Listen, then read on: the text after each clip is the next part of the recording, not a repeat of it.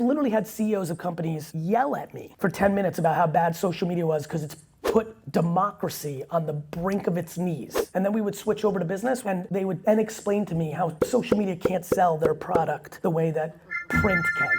And I was like, let me get this straight. Social media is powerful enough to put democracy on its knees, but it can't sell lipstick? Get the hell out of here. I day trade attention and build businesses.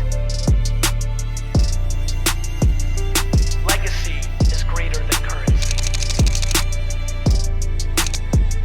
I'm a purebred entrepreneur for real, for real, for real. Like, documented.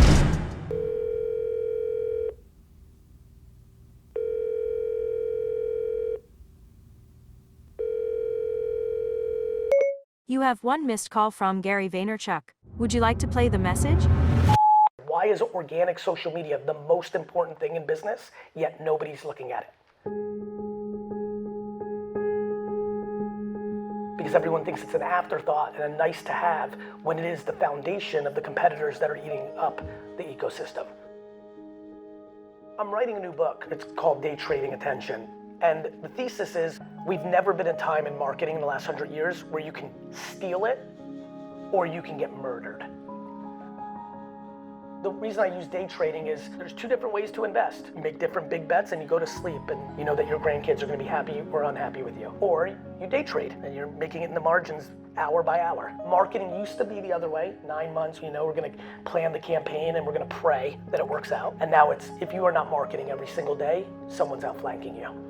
It's hard, and I'm empathetic. The hardest thing in the world to do in marketing is social media creative.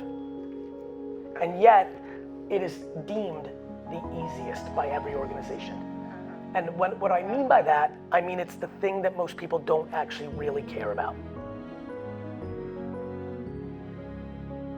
Marketers, business people, salespeople like ourselves, will go to a dinner table and we will have conversations about social media on two fronts. One, how it's ruining the country. Two, how it's ruining our children. I've literally had CEOs of companies and they would yell at me for 10 minutes about how bad social media was because it's put democracy on the brink of its knees. And then we would switch over to business once we were done with our opening cocktail and letting that person rant. And they would then explain to me how social media can't sell their product the way that print can. And I was like, let me get this straight. Social media is powerful enough to put democracy on its knees, but it can't sell lipstick? Get the hell out of here. This is where you can outflank your competitors.